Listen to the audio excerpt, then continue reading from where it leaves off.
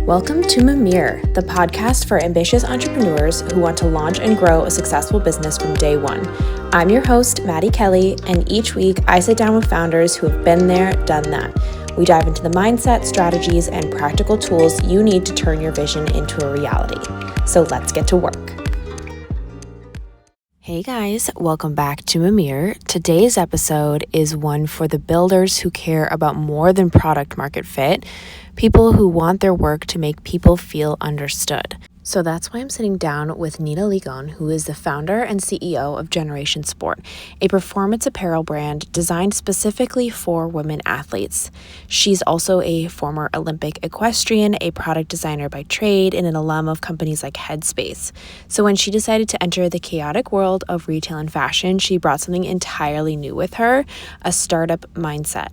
In this conversation, Nina and I dive into what it means to build a physical product like a digital one, how to design with real user insight, not just assumptions, and why the traditional model for launching a clothing brand is totally broken.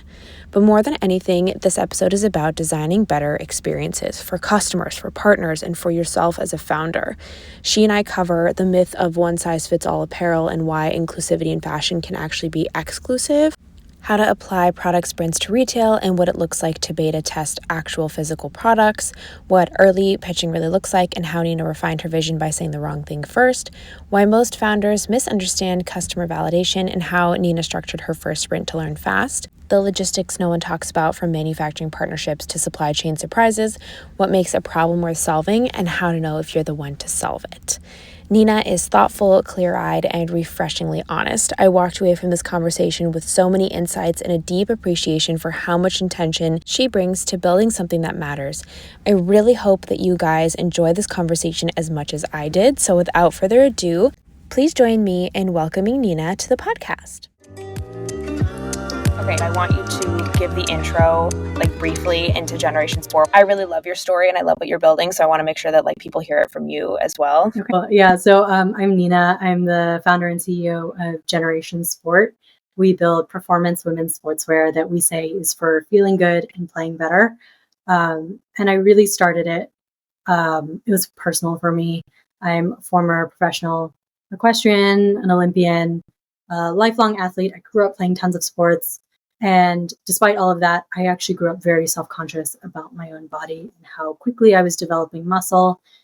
And I'm going to really date myself, but this was I grew up in an era before kind of social media was the norm. I wasn't on Instagram as a teenager, but even still, between side comments from my coaches, the body types I saw in the media, all of the constant bombardment of lean, lose weight, it was telling me that my body was wrong for sport. Yeah. I was not athletic enough. I wasn't lean enough.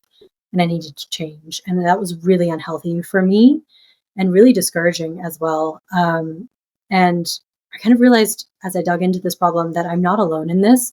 There's a really disturbing stat out there that 45% of girls will quit sport before the age of 14 due to body confidence issues. And yet we know, it floored me, especially because on the flip side, we know that sport is critical for building self-confidence, for building beliefs in one's own ability, not just in sport, but girls who play sport and have that confidence also feel more confident to go out and have STEM careers in the end. And so this is a really critical formative time.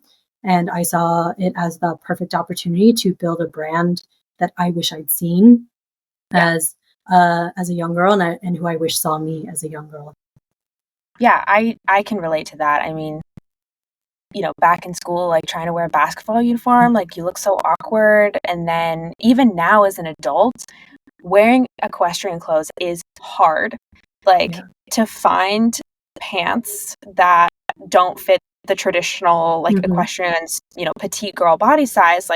I'm still petite, but I got some curves and it's so hard to find pants that don't show everything and that are still performance, because you can't wear baggy clothes when you're doing hunter jumper because your coach can't see your body position, which is the most important thing. And it's such a fine line between that, and it's such a challenge. And so I'm super excited by what you're building. Yeah, no, I love that you bring up too that it is a fine line because, there's, as I was doing my research on this, when it comes to uniforms, especially, um, a lot of teams will still prioritize the guys' uniforms. A lot of athletic directors are men, like retired football coaches. A lot of the dealers that go out and sell to these schools have come from a much more traditionally male athletic wear background, and they're like, you know what, I'll buy like a unisex basketball jersey because it's more economical for me and it makes sense.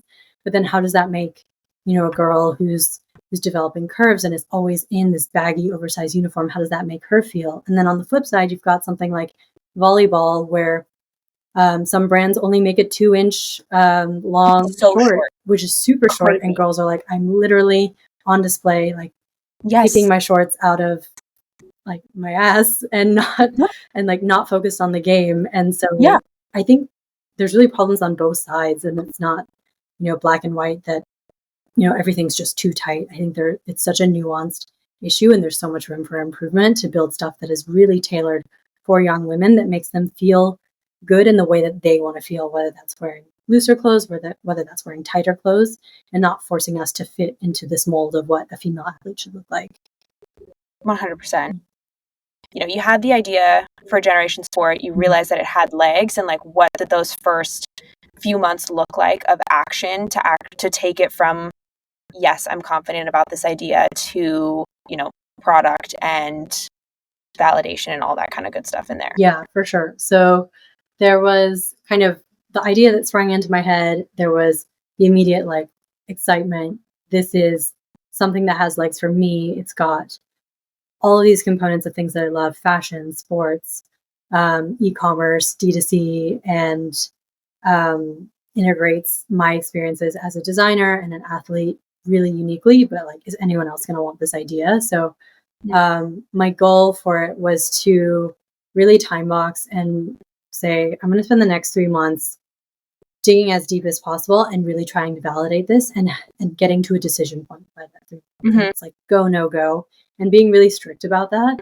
And so to start off with that, I was kind of opportunistic about what I wanted to learn. So the first was, is this something that I even want to spend my time learning on? Like, am I interested in developing a product, or is this, going to be tedious for me every day? So I ended up going to the Tex World conference in New York City. I was already planning to be in New York City that week, and I had heard on a podcast I was listening to, because I was just consuming tons and tons of content and looking for every publication and podcast I could read about other founders who'd done this journey. And Ty Haney had a great podcast explaining that to get a start on Outdoor Voices, she had actually gone to, it was a different, I think it was like the Functional Fabric Conference in Portland, to just learn about the process to pick out a fabric, to meet manufacturers. And so I was like, here's a great place for me to start.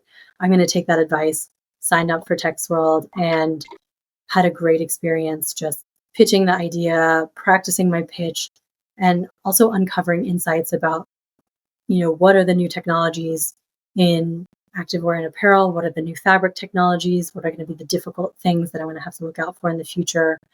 What are the questions I need to ask? And as I was pitching it, was also getting really good feedback about what was broken in the industry. And the biggest insight for me was I kept hearing this phrase repeated over and over that, like, why do you need to create more custom fitted apparel when athletic wear is really forgiving? It's stretchy. Like, why does it matter? And to me, that is why it was broken for me, because I could never find a size that fit, because everyone assumed, oh, it stretches. So like, if it's tight on the thighs, no big deal, but it actually really does impact performance and comfort. And so hearing that reinforced was enough to kind of give me the energy to go back home and do this concentrated 3-week sprint around understanding, is there a customer base for this, and really kind of building that customer noise, tapping into those communities on Reddit and TikTok, running surveys, getting out into the world and talking to girls at volleyball clubs in the areas, talking to coaches and really trying to understand the ecosystem from a holistic perspective. And the deeper I dug into that, the more I think the momentum starts to snowball when you really start to feel like you have an idea. The more I started just feeling like everywhere I was seeing opportunity. I was seeing like Dove paid for a Super Bowl spot to talk about women's body confidence. So I was like, okay, there's the climate and momentum for this. Women's sports has seen this enormous surge in popularity. There's these great industry tailwinds that we can latch onto. And then, in the lead up to the Paris Olympics, I don't know how deep of a rabbit hole I was in, or if this is like common knowledge, but Nike had this viral debacle over their track and field uniforms being incredibly high cut and revealing, with a lot of athlete backlash, and just realizing like, wow, if a big brand can get it this wrong, like there's tension here. There's something that we can go after. And the more that, people deep in the industry are telling you no, but the more customers are telling you yes, I think that's like where the excitement really builds. And eventually, like, I think it was like that article on Nike was published like second week of April, and I literally was like, I'm declaring Generation Sport as a company. I'm trademarking the name. Like, let's press go. I think it was just like, the bucket had been filling, and there was just like that one little drop that was like, okay, everything I've said points in this direction. And I'm like, I've got the excitement. And if I don't build this now, like, I'm never going to build it. Yeah. And there's something to be said too for, there's no like clear aha moment always. That's not a thing that occurs. I think that's a common misconception about starting a business. Is people always ask you, is like, when was that exact moment that you knew? And it's like, it's really more realistically like a culmination of these little, almost like hints from the universe, I think, that are sort of like, yes, you're on the right track. Like, this is what I think we should be focusing on. And something that I also want to highlight that you talk about is your personal feeling of excitement. Like, that is what you led with. Like, your experience, this makes sense based off of everything that you've been through. And then to even ask the question further, like, is this something that I want to spend every day doing? Is this a problem that I care enough about that gets me excited enough to want to wake up and put myself through the founder experience, because it's hard and it's like exhausting and it's scary. So you have to be obsessed with your problem. Yeah, absolutely. And it really is, like, everyone says it's a marathon. And I think there's so many things, so many tools now. I think building a company happens faster than ever. But in the end, like, to build something that kind of really has lasting impact, it takes time and it takes a lot of patience. And so for me, it was like, I don't want to force this. I don't want to go work on something that every day I'm going to have to motivate myself to get out and work on. It's still really hard sometimes. And sometimes I'm just like, why am I building this? Like, especially when things go wrong, it's like, what am I doing? But then kind of taking that time to look back and reflect on like what those moments of excitement were, and kind of like rebuild that is so critical to kind of continuing to go forward. And so I think without that excitement, it makes the journey even harder. So wanting to feel a pull, feeling a pull from customers, feeling a pull from the market, and then feeling a pull from yourself, I think is when like all the pieces are lined up. Yeah. Something you said there too, it's like kind of ties into what you're talking about earlier about not building in secret, where going to these trade shows, it's amazing to interact with all the people that you would potentially be working with, but it's also an opportunity for you to start pitching yourself and to get comfortable with that idea of like sharing what you're working on. And because I get nervous about that anytime somebody asks me, and it's such a good opportunity to start like chatting with people about that and to sort of break the ice and to start putting your idea out there, again, validating whether or not it has legs and whether people get excited about it, and whether it's something that also, like, it's a good opportunity to meet other people in the industry, like manufacturers, and just a good place to learn and get early product validation. Yeah, absolutely. Like, that first Tex World conference I went to was not the last. And I learned so much from the mistakes I made at that conference in terms of the way that I pitched myself. Also the questions that they asked me, like, why isn't Nike doing this? Why aren't the big brands solving this problem?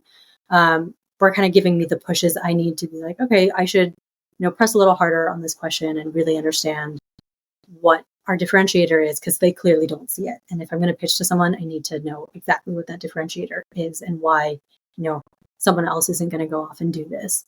And so I ended up going to, I think it was like 2 or 3 more manufacturing and fabric conferences after that. And each time the pitch got sharper, how I approached manufacturers and suppliers got so much better. So really, I think in the end, having those reps made a big difference, and not being afraid to make the mistakes early on. And at first, I was a little nervous about approaching people without a fully baked, perfect pitch, because I was like, this is my one shot. And if I blow it, they're never going to work with me again. And I think that was just really untrue. Especially coming in, not pretending like I knew everything, and being open to being a collaborator rather than just being like, you're a service provider for you me. work for me. Yeah. Made a huge difference. And it got me a lot fewer flat no's. Still heard a lot of no's, but instead of just like, no, we're not interested, I heard a lot more like, look, you're really too small for us. We only work with companies of this size. And I was like, great, I will note that down and I will email you like when we hit this target, or I'll reach back out to you once we're at this stage and we're ready to have a realistic conversation. And that kind of leaves the door open with them, and took the pressure off a little bit of being like, it's fine to pitch early. There are obviously some cases where you can burn a bridge that way, but I think being really realistic about, we're talking to people in the end and everyone is looking for opportunities. Yeah. And the other thing too that I wanted to point out that I thought was really amazing is you talked about a 3-week sprint for going and talking to customers. This, I think, really was illuminating for me, because something that I think a lot about is in the early stages, there's no playbook, there's no set rules, there's no real framework for how to start a business. Like, yes, you can look at it from like a to-do list perspective of like, first it's like ideate, and then it's, like make an MVP, and then it's like customer validation. But like what that actually looks like in terms of timing and how that gets done. And it's like, to think about it from a 3-week sprint perspective, it makes it feel so much more manageable. And it's so much easier to be like, okay, great, I can just dedicate like this amount of time to just focusing on that. And then it just feels like it flows way easier to be like, oh, I can reach out to this person, or I'll set this up, and then like, talk to these people or reach out here. It just feels so much more manageable. And I don't know why no one has ever considered it from like a sprint perspective, because that is so fascinating to me. That's really interesting. I think that's like also one of the things I learned both from working at Headspace. We use the Google Sprint process quite a bit. And then also, I did the design program at Stanford, and it was very much around these like concentrated ethnography sessions. And I think what it does for you is it's a great time box. Like, you're not just like, I'm just going to have one customer call a week for the next 6 months. And then you only talk to 6 people. It really forces you to get out of the building and learn quickly. And I think it can build a lot of momentum as well, because I think when it's a trickle of customer feedback, you should always be getting customer feedback for one. But when it's a trickle that you're really spacing out and you don't do a concentrated effort in it, sometimes the sharpness of the insights get a little bit lost. And I think what's cool about doing a sprint is you start creating this little bit of echo chamber, and you start to pattern match some of the things you hear. So you're like, oh, wow, that's like the 5th person who has said that spandex shorts always ride up their legs. And so I think there's something here. I'm going to keep pulling on this thread. Or like, wow, I keep harping on this problem that I think exists and absolutely no one thinks it's a problem. I'm going to leave that behind. So I think the insights become more concentrated. You feel a lot more like, wow, I'm hearing this everywhere. And I think it can build momentum. And also, I think it's just exhausting to be constantly in customer discovery mode. I much prefer to do, like concentrated sprint, discover, build, test, and then come back to that process again. So we definitely still are doing all that research. I still do research sprints where, when it makes sense, like we produced a beta test of our collection. We did a 3-week kind of research sprint with what we call our athlete design board, which is the group of female athletes who we send product to, and they test and give us feedback. Cool. But I also time box that. It's not like, in 6 months, I'll go get your feedback. It's like, test this for 2 weeks, 2 weeks of feedback. I take those insights and I move forward with them, so that like the wheels don't just keep spinning.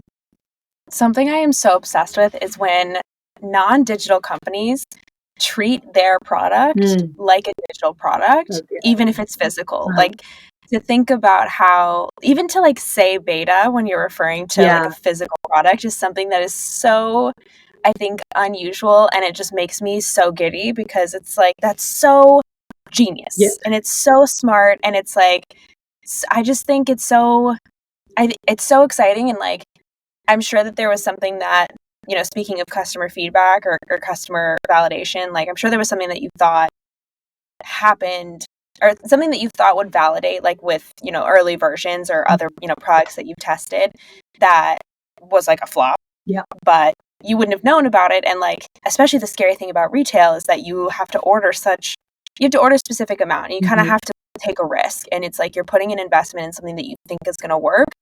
And if you're not beta testing, it's a bigger risk. Yeah, no, absolutely. And like, it's so funny you mentioned that, because when I would say the word like, oh, I'm going to beta test with like 10 of this short to my manufacturer, that like broke them. They were just like, what do you mean?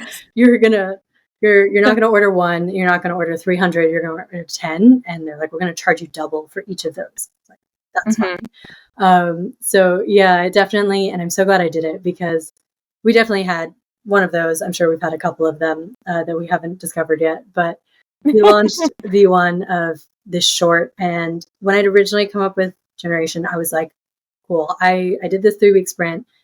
I collected all of these insights about, here are all the design changes I'm going to make to create the perfect pair of athletic shorts for women athletes. And I think as I put them out and tested it, it really was revealing that women were just like, there's too many random things combined into one short. And I think what that told us was, here I was trying to build a brand that was all about designing around women's needs, being specific to women's needs, and being more inclusive about sizing for athletes. And yet I was trying to build this one size fits all short that was going to solve everyone's problems. And it really made me rethink, how are we approaching this, and what does our brand stand for? And realizing that we're actually the antithesis of that. We believe there is no one size fits all. That's actually what, the problem with uniforms is right now. And that first try, I just tried to recreate it, but change some of the design details, and instead rethink entirely. It's not about building the perfect short for everyone. It's about finding your cohort, building the perfect one for them, finding the next cohort, building the perfect one for them, and making those critical tweaks that are part of more of a niche community, and building something that they love that suits their needs. And so now we've actually switched entirely from the kind of like one uniform perfect fits all, to being, we have different fit intentions for the different problems that you face. So if you find things are always too baggy for you, and they don't show your figure, you want to feel more feminine, we have more of a contoured fitting set that helps you feel more feminine and more flattered.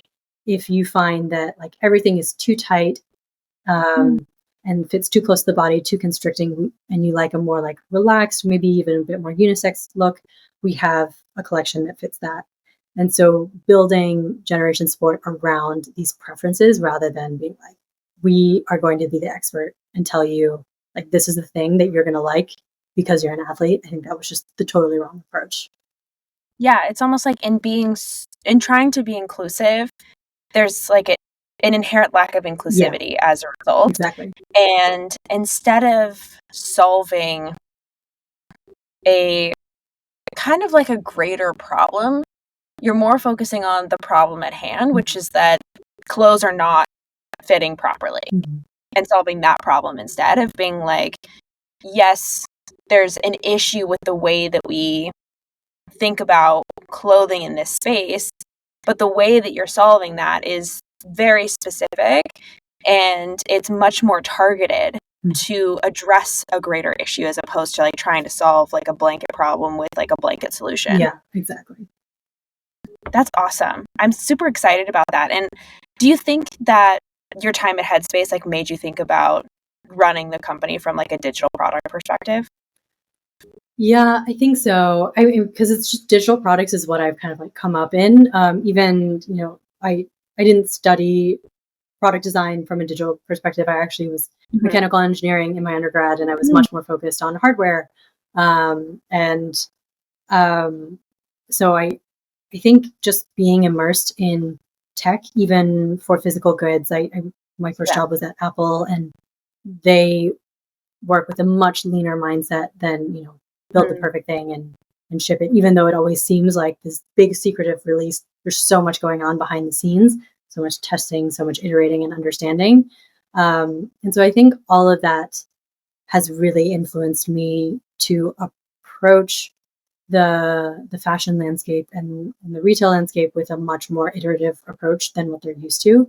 Like the classic apparel design cycle is you spend 2 years picking your colors way in advance, doing your sketches, doing all your fittings. Then you basically like commit to an order size.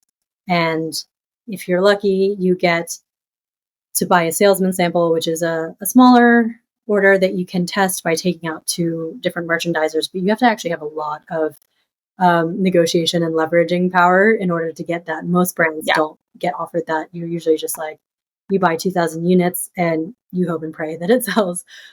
So I've wanted to, and like to me, that's really scary. And one of the hesitations I had getting into more of a retail focused business was holding inventory and the cost associated that, the cost of dead stock inventory, having to steeply discount things and get product to move. So I've been trying to build and really think about it from a more modern kind of D2C experience. And it's not like I'm inventing anything new here. Like the idea of pre-sales has been pioneered by a lot of different companies. And so just looking to other companies for inspiration and trying to think, okay, like what is the version of that for us? How do we de-risk as much as possible so that we can actually take more risk in the future? If we want to make a significant change to a pair of running shorts, I'd rather make that change, buy a couple, do it on a pre-sale, and make sure that the market actually wants it,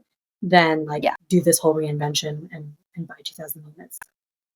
Yeah, because in my mind, it's absolutely crazy that you have, and this is why, retail has always scared the crap out of me because of exactly what you said. Like, you have an idea and you've validated it in theory. Like, your customers say, like, yeah, that would be super dope. I want it. And then you work with a manufacturer to produce it. You likely will have a sample, but it's not necessarily like the final product. And you can't order 10 samples and like have people test them and try them. It's just not how it's historically been done. And like manufacturers are not interested in that. They want you to buy, like you said, 2,000 of this and then like hold inventory. And you have to either like, I think people have accepted that and have tried to be creative about making sure ahead of time, like pre-sales, that people are actually going to buy it. So you can, have a guarantee there. But it's one of those things you look at and you're like, there has to be a better way. Yeah. Exactly. Because it's too much risk, especially for like an early entrepreneur. Yeah. And I think that's also probably why you see so many challenges with the products that do get released is because of the timescales and how long it takes to produce a sample and to produce multiples of sample and produce them in every single size that you're going to carry. Actually, I think testing gets kind of thrown to the wayside, and not as much time is spent on actually like getting it out there and making sure it works on different bodies. I know like a lot of the kind of bigger stalwart brands can afford to take that time and test, but it's actually really hard as a new and emerging brand to convince a manufacturer to do something quickly and to do it in a way that you can test it and then to come back and be like, no, I didn't like that, I actually want to change it, is not easy. So definitely finding the right partners who are open-minded about that has been like a big unlock as well. did you find better success? Do you work with somebody like, relatively local, like in North America, or do you work with some companies? Yeah, actually. So the answer is both. And the reason why was, for me, just starting out and not knowing a ton, I wanted to be able to be on site regularly to understand the process, be able to like validate production. And so we work with a manufacturer in San Francisco who has been absolutely phenomenal. And then what we're also looking to do is start to connect with larger scale brands in Asia. I'm originally from Thailand, so we definitely look at sourcing a lot from Thailand, because a lot of times they can get you to the scale and costs that make the unit economics for this work. Margins in retail and fashion are thin, especially if you ever look to go wholesale and go through more of like a retail merchandiser, they become even thinner. So really understanding how you can scale the economics is key. So I think it's a matter of timing. Like as things are prototyped, developed, tested, that's perfect to have onshore. And then once you validated something, being able to take that offshore and kind of get some of the margin gains from doing that, and also the speed and efficiency of doing that is pretty critical. Like it's really hard to beat the infrastructure and also expertise that some of these major manufacturers have, and they're working with all the biggest athletic wear brands.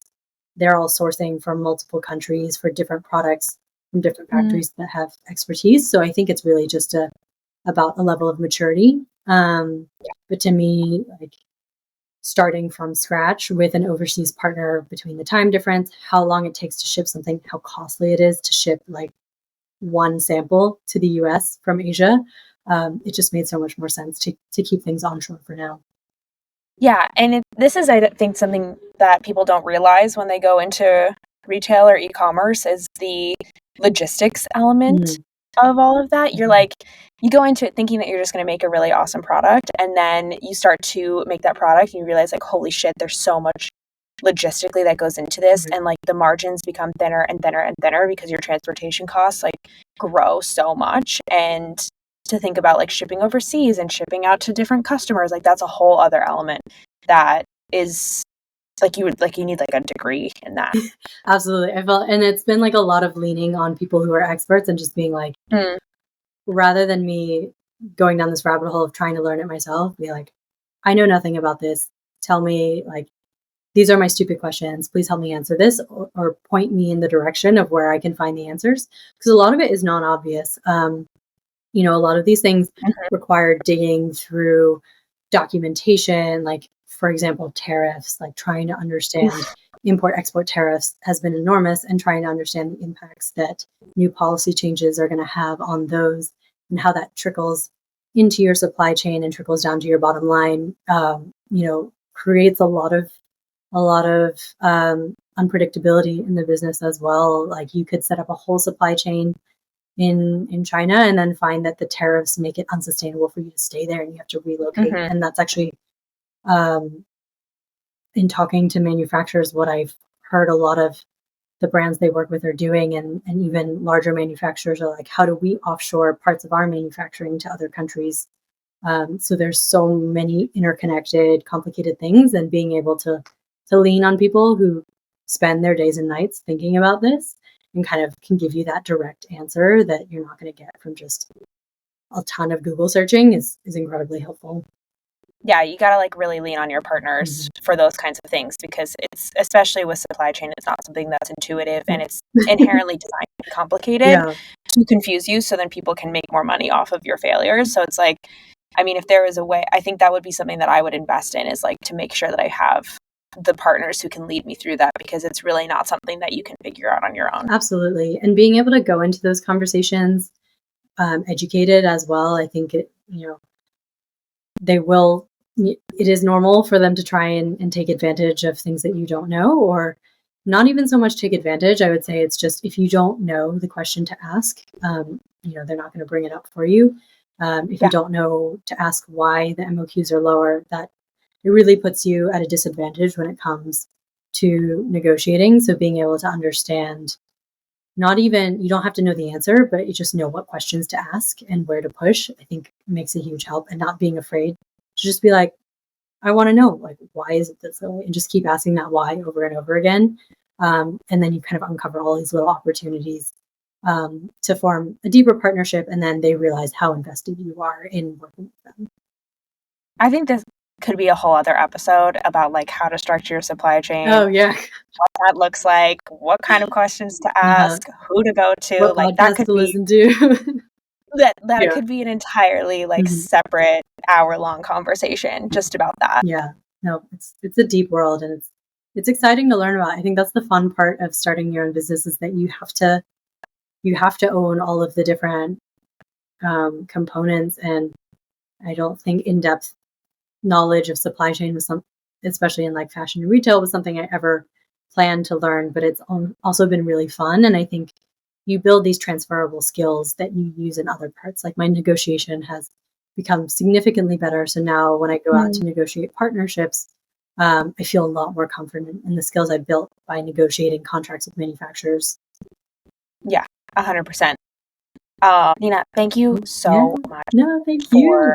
agreeing to be interviewed. And like, I had such a blast, and I haven't had one like this in a long time that got me like super jazzed and excited. So I think that's a testament to what you're building and what you're working on. So I really appreciate that you taking the time, and I know you're super busy, and as a new mom, it's like, I really appreciate it. It's good. It's I've learned how to be efficient in time boxing in a way that I never have before. And this was so fun also to be talking about, the plane that we're flying and building at the same time, because I think it's really easy to like look back, 2-3 years from now and kind of forget about how vague things were and how much time things took. And I think that's when you get more of those stories of like, oh, there was this aha moment, because you kind of forget about all the little steps that get you to that aha moment. So love being able to talk about it while it's all still fresh.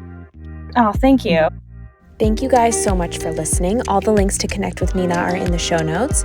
If you guys are enjoying the podcast, hit that 5-star rating, or if you're feeling up to it, leave a kind review. If you have questions you want answered, I'd be happy to answer them. Please just comment them in the reviews. If you want more from me and Mimir, follow me on social media at @HiMaddieKelly. You can also head to my website, mimir.ink, for contact info, partnership opportunities, and key takeaways on all the episodes. I will see you guys next week.